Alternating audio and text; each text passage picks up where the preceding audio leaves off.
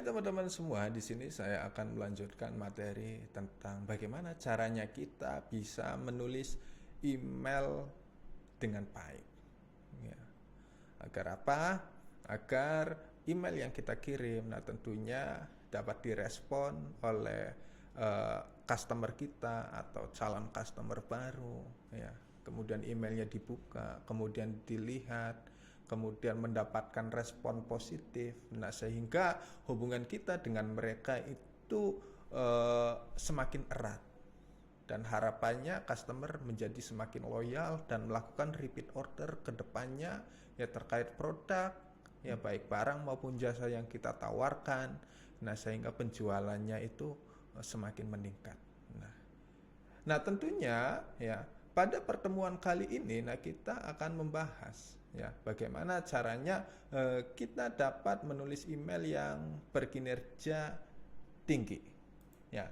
Jadi di sini faktor pertama teman-teman yaitu terkait personalisasi baris subjek dan konten email. Ya. Yang pertama teman-teman yang harus lakukan itu bisa mendesain template email dengan baik ya.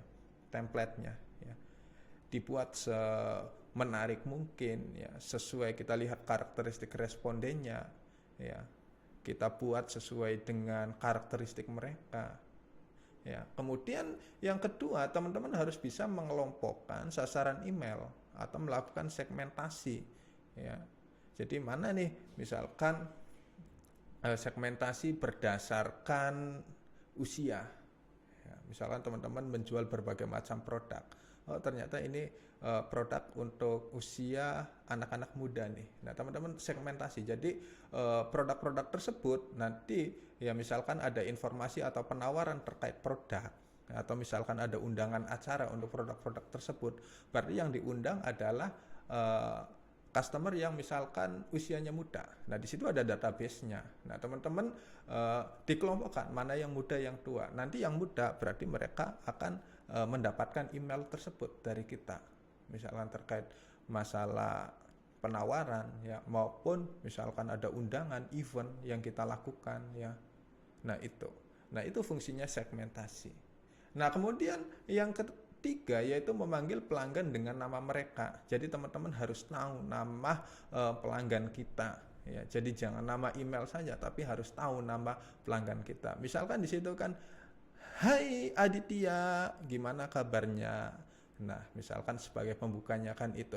Nah, nanti baru teman-teman mau memberikan pesan apa. Jadi orang itu merasa diartikan kalau misalkan ada perusahaan atau orang lain terus memanggil nama kita, oh ternyata iya ya. Nah, jadi engagementnya itu bisa meningkat.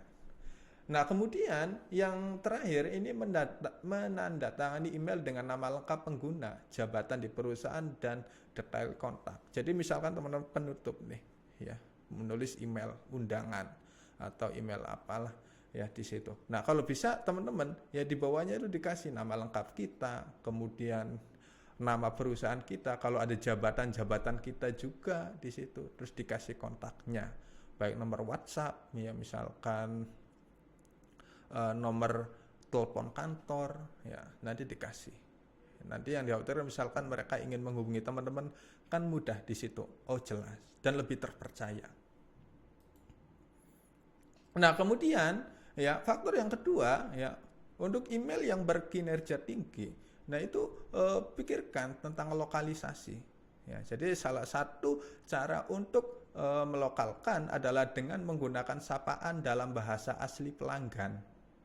Ya, meskipun email lainnya adalah bahasa Inggris, ya juga cobalah untuk mengelompokkan berdasarkan kriteria, ya baik negara, wilayah, kota, ya misalkan ada suku, budaya, ya, bahasa, misalnya, untuk hanya menargetkan pengguna yang relevan, karena ini sangat penting ya untuk bisnis lokal.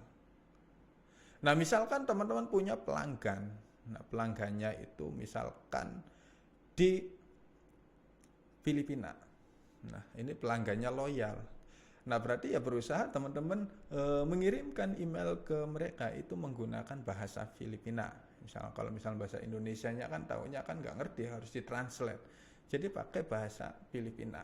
Misalkan kita punya customer di negara mana lagi, misalkan di Arab, ya kita pakai bahasa Arab untuk mengirim email. Jadi pesan-pesannya nanti pakai bahasa Arab.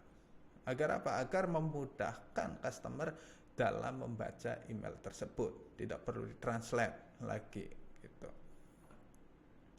Nah, kemudian ya yang ketiga, ingatlah pesan yang ingin disampaikan. Ya, jadi kalau bisa pesan yang ingin kita sampaikan, nah itu harus sesuai dengan tujuan karena dapat membantu email yang berkonversi.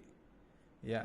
Nah, kemudian yang ketiga, yang keempat, nah menulislah untuk para pembaca. Ya, jadi berikan nilai bagi pembaca, value ya, dengan setiap pesan untuk menumbuhkan pelanggan yang loyal dan rajin merespon melalui komentar atau mengunjungi website situs web. Jadi yaitu ya, sudah pernah saya sampaikan ya sebelumnya bahwa kata-kata itu adalah senjata kita untuk bagaimana caranya orang lain atau customer kita atau customer baru, nah itu tertarik ya, mendapatkan respon positif. Nah, jadi teman-teman dalam menulis pesan itu harus memberikan value, nilai. Ya, kira-kira ada respon nggak nih dari customer, nilai. Misalkan bagaimana caranya kira-kira email tersebut bisa dibuka. Nah, berarti subjeknya itu bagaimana kita bisa mendorong ya, dengan membuat subjek bisa mendorong customer untuk membuka email. Kemudian setelah dibuka, nah pesan yang teman-teman buat, nah bagaimana caranya agar customer tersebut itu tertarik mendapatkan respon positif. Ya, tentunya teman-teman harus bisa merangkai kata-kata, kemudian kata-kata yang sudah kita susun, kita buat dalam kalimat, paragraf, kita cek kembali apakah ada yang typo atau tidak.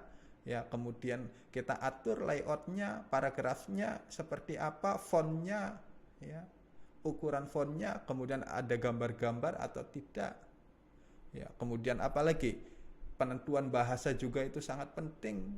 Ya, untuk apa? Untuk mendapatkan respon positif. Gitu. Nah, kemudian di sini ada kiat lainnya. Ya, kiat lain untuk membantu ya Anda membuat email yang lebih baik, teman-teman, ada beberapa faktor. Nah, yang pertama bisa teman-teman itu membuat grup eksklusif ya untuk membuat pelanggan yang lebih bersemangat untuk bergabung. Jadi buat grup gitu sehingga pelanggan-pelanggan itu semangat ya. Wah, ada apa nih? Oh, ada komunitasnya nih. Nah, itu kan lebih tertarik. Misalkan kita jual produk kecantikan, kita buat grup ya.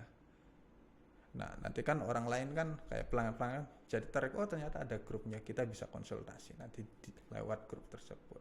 Terus buat faktor yang kedua adalah buat penerima merasa istimewa dengan menyimpan beberapa konten eksklusif ya dan hadiah untuk pelanggan email ya. Jadi dikasih hadiah atau konten-konten yang menarik ya.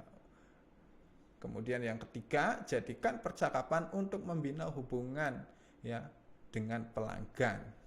Ya, jadi bagaimana caranya kita istilahnya mendorong. Jadi isi emailnya itu mendorong ada ya bagaimana kira-kira mendapatkan respon balik gitu. Misalkan mereka membalas email kita atau misalkan pelanggan tersebut mengunjungi website kita. Ya.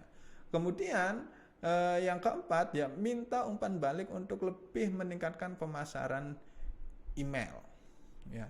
Yang keenam, ingatkan pelanggan tentang produk dan layanan ya melalui pemberian informasi-informasi yang up to date terkait harga produk baru atau produk yang sudah ada atau misalkan promo-promo ya. Kemudian yang kelima, yang keenam, mengintegrasikan media sosial untuk mencapai jangkauan yang lebih tinggi. Ya, kita integrasi. Ya, yang ketujuh, ucapkan terima kasih kepada pelanggan karena mengikuti email. Nah, kita mungkin sudah mempelajari jenis-jenis email. Nah, di situ kan ada jenis email yang welcome email. Nah, itu salah satunya ya memberikan ucapan terima kasih. Misalkan customer sudah membeli ya baik secara online atau offline. Nah, di situ ada database-nya yang terintegrasi dengan email, diberikan ucapan terima kasih. Kalau misalkan kita sudah tahu database customer ya terkait misalkan tanggal lahir, misal customer tersebut itu uh, ulang tahun. Nah, kita kasih kirim email ya mengucapkan selamat ulang tahun, kemudian kita kasih promo-promo yang untuk mereka ternyata kadang kan kita lupa, misalkan hari ini ulang tahun, ternyata perusahaan ini aja ingat gitu. Misalnya sama ulang tahun kita, dan kita bahkan dikasih promo nih terkait pembelian produk ini yang ditawarkan. Nah, ini kan merupakan suatu kebanggaan juga nih bagi customer. Nah, ini bisa mendorong engagement mereka menjadi semakin loyal. Ya, kemudian yang terakhir ya, pegang standar yang tinggi untuk terus membangun reputasi perusahaan agar citra perusahaan itu dipandang positif. Gitu teman-teman, mungkin ini saja yang dapat saya sampaikan. Kurang lebihnya wabillahi taufik wal hidayah. Wassalamualaikum warahmatullahi wabarakatuh.